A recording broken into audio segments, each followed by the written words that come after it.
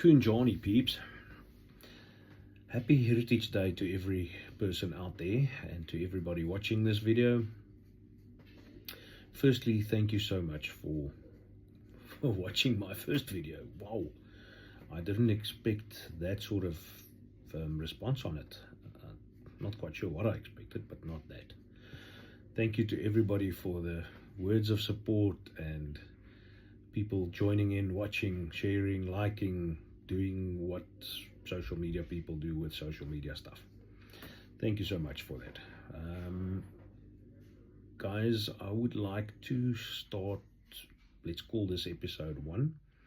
I think a little bit of explanation about why we chose franchising and how we got into the Mozambik brand, and then obviously where the argument started and why it went wrong. Okay, so why franchising? Franchising in South Africa is a stable, proven system. That is something that I think most people out there understand, that if you buy a franchise, you buy into a stable, proven system. And that was pretty much the thought that we had when we started, but we'll get to an email that was sent in November 2024 where I addressed quite a few issues that I had, and addressing the stable, proven system in that email. Okay, so that was the reason why franchising. We decided to invest our life's work into something that is stable, proven system. How do you buy something like this? You finance it. But when we did it, so financing on franchising works in a very specific way. The banks will give you 50% finance and 50% you will have to contribute out of your own pocket. That is under ideal conditions. During COVID, no bank wanted to touch any business in South Africa, so business funding was a bit of an issue, which meant that we had to finance these things ourselves, which took quite a bit of, obviously quite a bit of money to build and open the stores in COVID. So yeah, we moved on. We had Mozambik Bloberg in August 2020, and then we opened up Mozambik Century City in March of 2021. So pretty much both stores opened up when COVID was still in full swing. So it was open and close and open and close and this side and that side, and somehow by hook or crook we still survived and got through that period of time. People will ask why more than one store. Guys, it's simple. When you're in business, you try and grow. And Mozambik at that stage saw a massive growth spurt after Mozambik Bloberg opened and Mozambik Pearls opened. There were quite a few stores that opened up after that. Given it was not a lot of franchisees opening stores, it was myself and I think 2 other guys really pushed new stores, and then we obviously had some newer people coming on slightly after COVID. But I would say on a little bit of a better footing, because then at that stage when guys started opening more stores, the banks were more approachable. COVID sort of fizzled out. Things were getting back to normal. The sad part about it was that the guys that funded our own stores, we were pretty much left barren when it came to banking, because banks look at business when you start. It's actually a very interesting system. A lot of bullshit if you ask me, because you can put any figures in front of a bank when you start. Before the doors open, it's all just guesstimates and they're pretty much willing to finance. But once you've started trading, they work on your trading figures and they base their finance off of that. Now, in saying this, restaurants were pretty much unfinanceable at one stage during COVID, and after, only later time it started becoming financeable. And it was also while Mozambique had a share sale in the head office that they changed banks and signed up with Capitec, and Capitec were actually quite forthcoming to new business but not to existing. So yeah, any good fight starts with a bit of money and a bit of feely not happy. So that's basically what it boils down to, is that the bottom line is we had our arguments with Mozambique around a few things, and I think it's a good time for me to read an email to you that was sent to them on the 7th of November 2024. Bear in mind that at that stage we did owe them franchise fees, but as in previous years, so keep in mind this is 2024, as in previous years, we've always had arrangements around franchise fee payments, and when they will happen, Mozambique were pretty much forthcoming and helping out, pushing dates and looking at payment plans to keep us going on the franchise fee side. And yes, I think if we had to argue the points back then, one of the things that I would have brought up, or would have been, and it was brought up in my 7 November email, is the lack of support from head office. While we're paying franchise fees, we are left to our own devices and trying to figure out our way through this life, and in their system, no franchise system guarantees 100% stability. That is one of the things that I mean, that's a common thing, but you would expect the system to work. If you are a franchisee of a group, you expect the system to work. You expect not to be fielding the losses that get created by bad systems. Okay, so let me read the email, because that will be a good starting point for the discussion going forward, or for the explanation going forward. So let me just get to this. Sorry for the weird camera angle, but that is so that I can see my computer. All right, so let's read the email that I sent to them. It's quite a lengthy one, but I'm going to read it as quick as possible. The opening lines of it is around the franchise fees and the payment plan that will be put forward for that. Then I address a few frustrations with Mozambique. And guys, this is pretty much, I would say, there was a slight turning point before this, but this was where we addressed a lot of it, and where I think we get the idea that Mozambique made a decision and said that these guys are not friendly franchisees anymore, and we cannot profit off of them as we would expect. So we are looking at cutting lines with them. Okay, so let me read the email to you.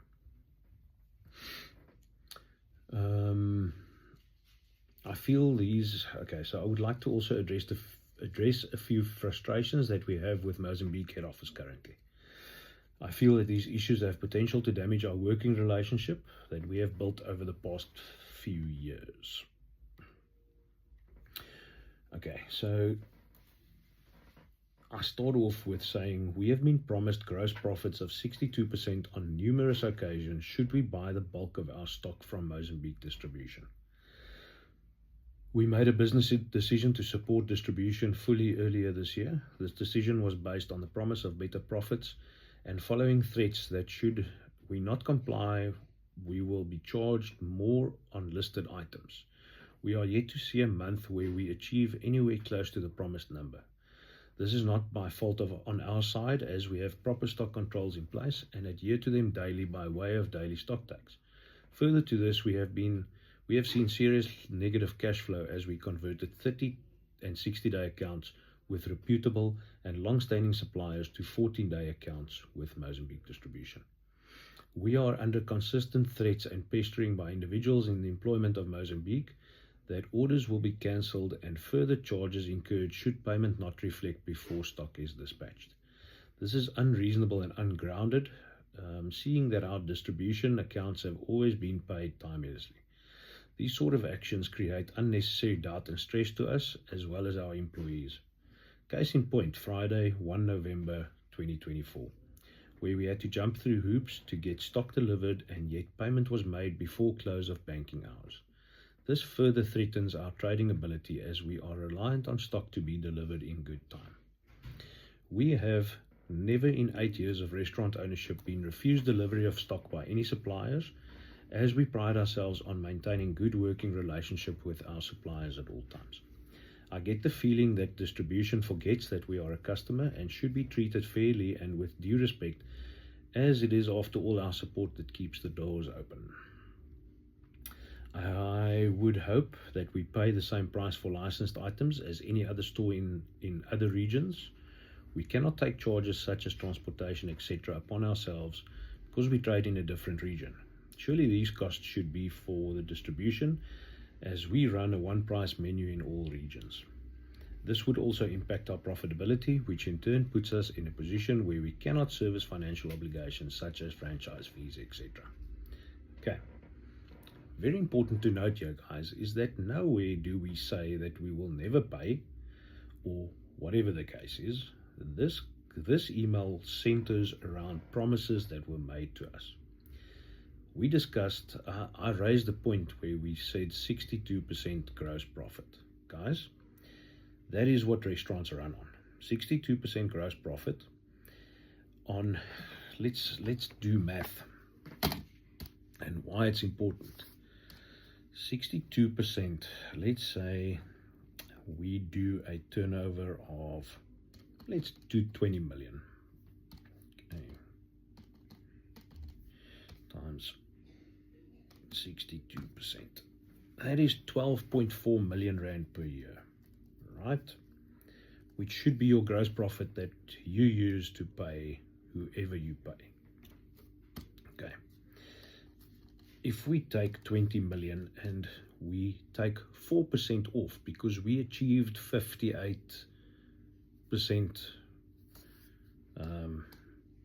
so let us see, if we take 4% of that, we're talking about 800,000 rand a year, guys. 800,000 rand a year. That's half the rental of the store in a year if we pay too much for product. So let's talk about the distribution center. This was one of the biggest fighting points that we had with this group, is that they run Mozambik franchising and they run Mozambik distribution. Mozambik distribution is where you would buy licensed items to sell in the restaurant. Okay. A licensed item can only be licensed if it's under recipe through somebody that patented or trademarked that recipe. You cannot license steak. You cannot license prawn, and you cannot license calamari, and you cannot license a serviette unless it is a printed serviette with a brand on it. Okay. We've got a list of licensed items, and on those licensed items lists, these things don't appear. Okay, so we stuck to buying licensed items and then alternatively finding suppliers for the other items. We've been in business for long before Mozambique came around. We had suppliers in Cape Town supplying us with various items, from fruit and veg to meat to drinks to whatever the case is. And we've had long-standing reputable relationships with these guys. To give you an idea, suppliers in Cape Town know that when it's winter time, payments slow down. It's not just with us, it's with every single restaurant in Cape Town probably has the same problem. Is that during winter time, everything comes to a standstill. But your overheads remain. You still have staff, you still have rentals, you still have electricity and gas and all the rest of these things that get paid. So a 4% difference on purchasing makes a massive difference in store on the bottom line of the business. We were forced into buying stock from distribution that were not listed items. Now, guys, to put that in perspective, that is completely against the competition board. It's completely against good practice. If you want to force somebody to buy a product off of you. And the interesting thing is that Mozambique distribution bought product from the same suppliers that we buy and wanted to force us to buy from distribution.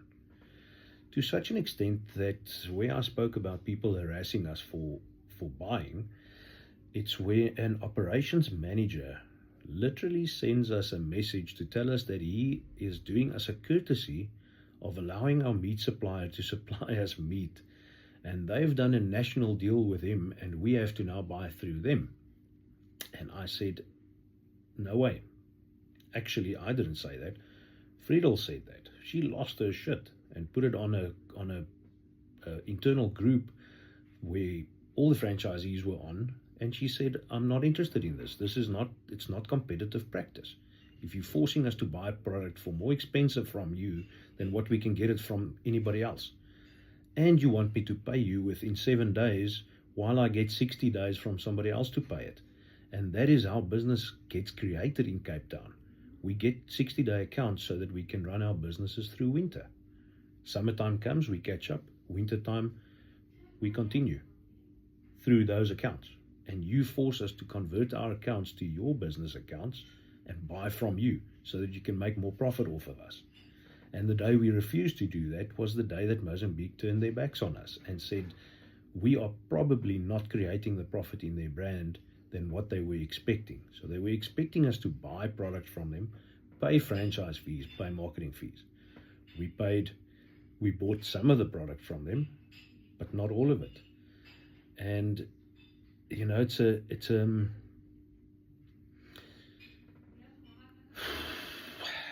So let's continue with this. I think you get an idea of where I come from with this distribution business. It seemed like that was the cash cow that they wanted to set up, and we were not having that. Okay.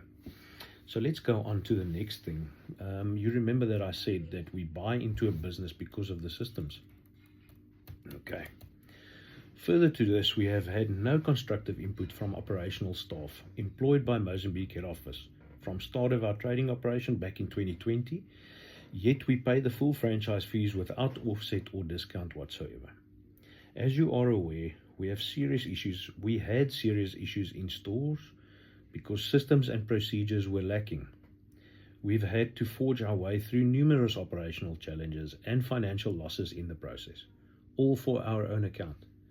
The operations managers employed lack the knowledge and understanding of the complexity in running a store like Blouberg and Century City. Okay, so let's talk about that section there. Operational staff. August 2020, we opened our store in Blouberg. Our staff had zero training because it was COVID. No store was open. We sent our staff for training in February 2020 for a week, 2 weeks, I can't remember. But after the February training, everybody sat at home and we had to restart our business in August, which meant that we had staff in store that were really rusty. Same as the equipment. Kitchen equipment also had a bit of rust on some of it, and it caused serious operational issues. We laughed about it afterwards and said that, gee whiz, what an opening, we hit the floor running, blah, blah, blah. Brett and I had a Moshe fight when we opened that store, the Blouberg store. And, instead of accepting the fight at that stage, we were pretty much carrying on because there was no other options. We had to just put our heads down and fucking run. That was it. So we ran and ran and ran. But for the first initial period, we were without operational staff. We had no operational staff in Cape Town. Yet we paid franchise fees.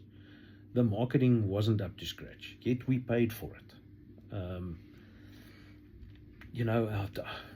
In the recent times, I pretty much asked people around and said, how much advertising have you seen of Mozambique, of my stores? How much have you seen? And the feedback was, geez, dude, if you don't share or Friedel doesn't share anything, then we haven't seen much of it. Guys, let me give you an idea of what I paid in a year for marketing. Let's just bear with me. This is a rough estimate. I can get the full figures. 1, 2, 3, 1, 2, 3 plus, say another, it's about 28. 1, 2, 3, 1, 2, 3 times 2%. My marketing fee in a year, guys, 960,000 Rand. Do you know how much marketing you can do with 960,000 Rand? Okay, so no operational staff.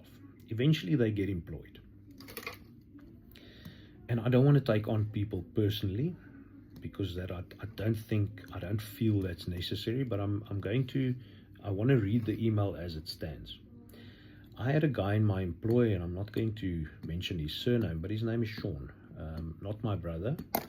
It was a different Sean. I had him employed in Mozambique, Durbanville, as an assistant manager there. When the store failed and closed down, I actually sold the store and then it closed down afterwards, but that's a story for a different day. The assistant manager in the store gets appointed to a position of a operations manager at the head office. So an assistant manager in a failed store gets appointed as an operations manager for head office. Let that sink in, guys. This person is now responsible to look after my investments from a head office perspective. He is there to look after my investments. But he was an assistant manager in a store that failed. Okay. Then from there, so the email reads, Sean was employed as an assistant manager in a store that failed dismally, yet gets employed to look after much larger stores, as we as ex-employers had to report to him. Then I address, and guys, you need to remember this name, because this man I'm going to address by his name. His name is Richard Key. Hello, Richard. I'm still alive, Woody. Richard Key. Richard might have years of restaurant experience, but I highly doubt that he has been involved in the daily management of a store the size, seasonality, and complexity of Blouberg. This is evident in some of the reports sent. Further to this, he is a fellow franchisee in a low turnover store and represents our stores on the franchise committee. I feel there is serious conflict of interest in this case. Okay, guys, I'm going to stop on this one for a little bit. Okay.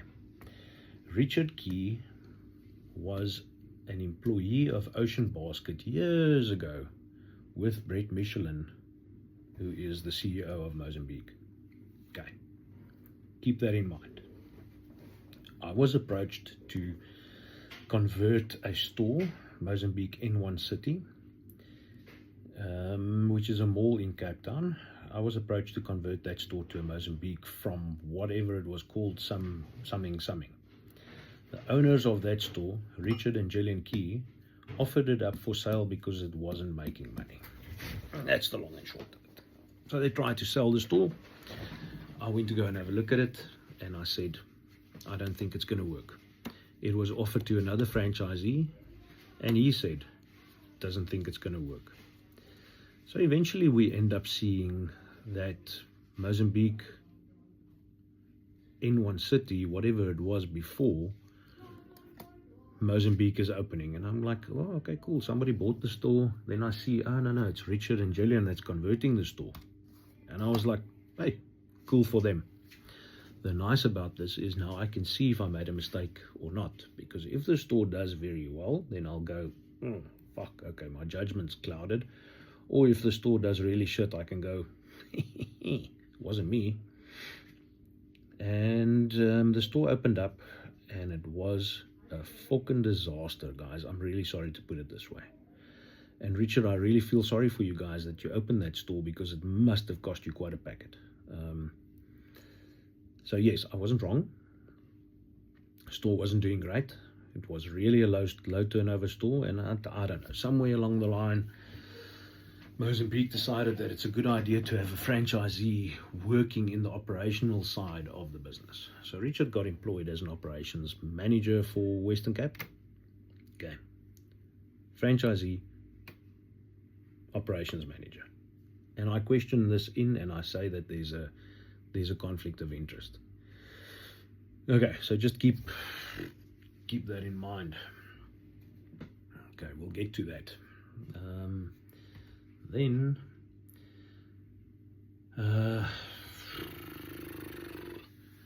I say we have nothing to compare our store's performance and fixed cost to other stores in the group. I've asked for this information and have been promised to receive such on numerous occasions by the operations team. Again, it feels like we are left to our own devices, although we are part of a larger group. I feel this sort of info should be readily available to us. Okay. Then lastly, I must unfortunately address the actions and behavior of Brett. As you know, I've always considered him a close friend and ally, but when it comes to business, I must act in the best interest, not only for my personal investment, but also my staff and the future of the business, as this is ultimately the responsibility of me as a director. Firstly, I don't appreciate the underhanded way in which he tried to obtain landlord's contact details. Okay, guys, so we receive this fucking obscure email or SMS or fucking WhatsApp, I don't know, that says, please, we need to share our landlord's details with Mozambik head office because they want to put it on record. And I'm like, whoa, you've got nothing to do with my landlord. We need to understand that there's no contractual agreement between the landlord and my franchisor. That relationship sits with me. So I warned them here and I said, guys, it's unacceptable, as him contacting the landlord could have devastating effect on the future of our business. Fast forward 7 November to now. Did it have a devastating effect, him contacting my landlord? 100% it did. Okay.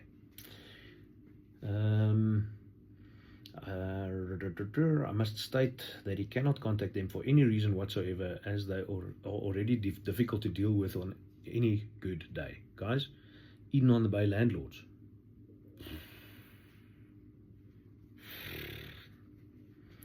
We've spent time and money on restoring the relationships successfully. I cannot see any reason for him to make contact other than to get confirmation that we've met the terms of our agreement with them, which could have been requested from us, and such would not have been withheld. So if they had any questions for my landlord, could have been directed to me and I would have answered.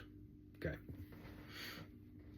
Guys, that is one of the things that when you're in business, you look after your lease agreement. It's just one of those things. You've got a very close relationship with your landlord, whether you like them or not, whether they think you are a child or not, whether they treat you like a child or not. You lick their ass and you kiss their ass because you want to keep the lease. Okay. Right, so that was the first thing. I said, please do not contact my landlords because it's going to have devastating effects. And true's fuck it had. Okay. Secondly, it is highly unprofessional and unbecoming of a CEO of a company to discuss or mention highly confidential information, such as financial positions, with any of our staff or other franchisees. His actions on Friday, the 1st of November 2024, has caused uncertainty and confusion amongst our staff. We have spent a tremendous number of resources on securing and training competent staff, and it would be a great loss if we lose valued and dedicated staff because of this. More so with us being on the brink of season and our profit-taking cycle. Guys, Butty, sorry that I have to read these things, but it is what it is. I mentioned it, yeah. And you guys didn't take me seriously when I spoke about this. So the reason why I addressed the 1st of November is because Brett phoned my store manager or my kitchen manager and explained to them that they won't get stock because we owe them money. Which wasn't true, because money that was owed was in discussion in franchise fees, and the money for stock has been paid. So we pay our stock. So that in terms, you don't discuss financial positions with any staff member, and you don't tell them that they're not going to receive stock because there's money outstanding. That is something you discuss with the owner of the business, not with management in the business or staff. Okay. He has also in the past contacted certain staff members and had harsh words regarding buying and other things. I must mention that the staff are in my employment and act on my instruction only. He is always welcome to contact me directly should there be a question regarding any business matters. Right. That section there came because Brett picked up the phone and swore at my people buying stock. Not buying it from the distribution center, but buying it from other suppliers. He really treated them like shit. And I had to step up and say, no, that's not going to work. Okay. So that's pretty much, I ended off the email by saying, Nick, as you know, we have always been fully committed to the brand and the people we work with. I would like to have the feeling of joy back as we had in the past and not feel like our franchisor is looking for ways to break us and our business down. We have all been under tremendous stress the past few months, and I hope that we can focus on doing good and clean business going forward. This can only be beneficial to all of us. Okay. Let me take you back to why I say it was a stressful year for all of us. Guys, March 2024, I basically had to step away from my businesses and try and focus on my mental health. Okay. My wife had to step in and run these complex businesses, and this was the treatment that we got. And let me explain to you what happened, and I'm going to take 10 minutes to spend on mental health in this episode, and then I'm going to greet you, and then we'll carry on. Okay. Because it's almost 4 o'clock in the afternoon. It took me the whole day to make this half-an-hour video. It's a little bit difficult, but okay. So let's talk about mental health, guys.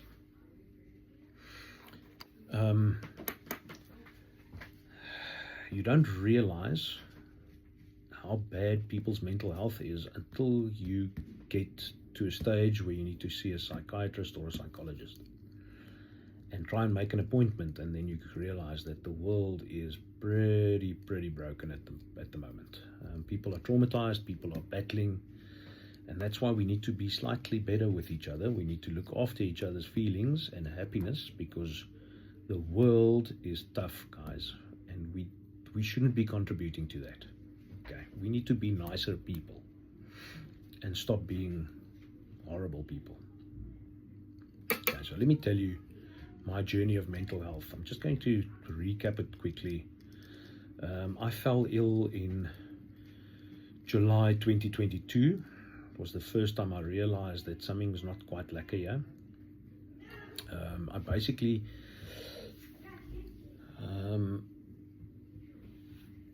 started feeling dizzy, nauseous, couldn't balance. It was tough. So I ended up seeing an ENT, and he diagnosed me with a condition called bilateral vestibular hypofunction, BVH. Now, guys, if you go and read up on BVH, it's horrible. You literally don't have balance. You can't sleep. It's not great. It has to do with eyes and ears and things like that. So it's a very complex thing. It's basically vertigo in both ears. That's the short version. But it lasts and it stays. So I get diagnosed with this. There's very few people in the world that has it. I think at that stage, talking less than 20,000 people. I don't know. I can't remember.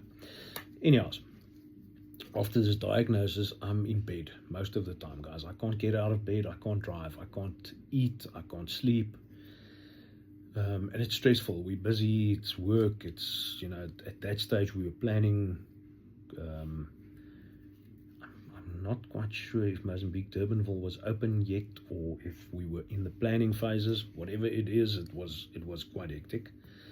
So yes, I've got this whole balance thing going down. I'm not feeling great, battling to work, and through this whole thing, I probably saw 10 specialists. And in that whole time of hospitals and this and that and trying to figure out what's wrong with me, it became pretty depressing.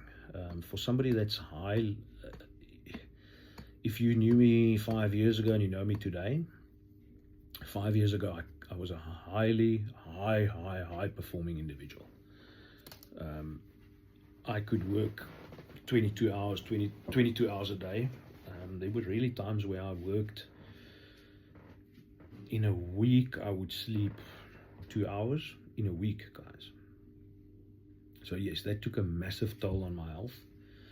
And I ended up being a bit depressed after that. I obviously didn't realize it was depression because we just carry on. That's what we do. We work hard, we provide, and we carry on.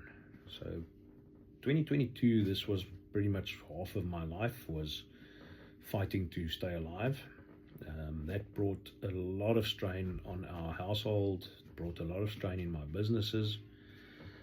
And fast forward March 2024. So I'm now in recovery in terms of mental health. I've been to a psychologist, I've been to a psychiatrist, I get treatment, I'm on a boatload of pills, and I see psychologist every second week, and yeah, pretty much building my life back. And then March 2024 came along, and one Sunday afternoon I'm at work. We actually took the family out. Well, we used to on a Sunday afternoon have lunch together at the store, at the Blauberg store. So we're parking up there. It's myself, my wife Friedel, our 4 kids. Our oldest had 2 of his friends there. Friedel had one of her friends there, and we are having a good Sunday afternoon lunch. But guys, I'm sitting, and there's a guy with his back faced to me. He's sitting with his back to me, and his wife is facing me. So pretty much, if you can imagine how I'm sitting here, and I'm looking that way, and there's a guy sitting there with his wife. And I see this guy's back, and it looks like he's choking. From where I'm sitting looking at his back, I can see the guy like leaning forward, and I'm like, oh shit, something's going down here. So I'm looking around, because at that stage, consider now I don't have balance, so I can't really get up and move there. Where I'm sitting, I'm sitting. If I have to get up and move, my son needs to move with me, and I have my cane, and I'm dropping there. So I look at this guy. It looks like he's choking on something. So I'm looking around, where's the manager? I finally catch one oak's eye, and I'm like, dude, what's going down here? And I see some of my waiters moving there, and the next minute the wife jumps up and she runs away. She has this hysterical shout, and she just disappears out the store. And I'm like, whoa. And I realize, okay, something is seriously wrong here. So guys, I jump up with my demakar kop, and I mission towards this guy, and I grab him. Because what triggered my reaction there was one of my waiters approached, and I could see on his face that something's not right here. So I get up and I storm there, and the funny thing is I had a pair of pink Crocs on, and that's what people remember. So I get hold of this guy. I realize that this guy is actually stabbing himself with a steak knife in full view of a full restaurant and my family, and there's kids and there's people, and I realize this guy's got a knife, and I jump him and I wrestle with him, and I take the knife away from him, and I end up spending about an hour on top of this guy on the floor while, and this is not great, but while he is literally bleeding out in my arms, trying to keep this guy alive, but he stabbed himself into his lungs. And so you can imagine this. Full restaurant, I'm wrestling the guy on the floor. It eventually takes 4 people to hold him down. Guys, this guy was losing his mind. Okay. Wrestle with him for an hour. Paramedics pitch up, sedate him, load him on a trolley. Away they go.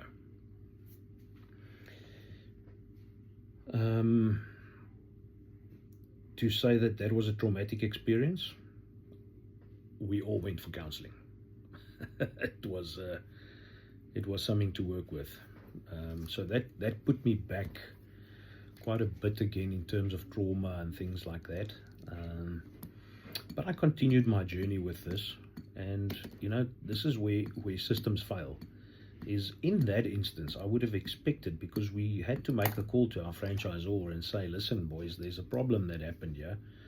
You know, if you see something on social media or the feedback should be that this is what happened.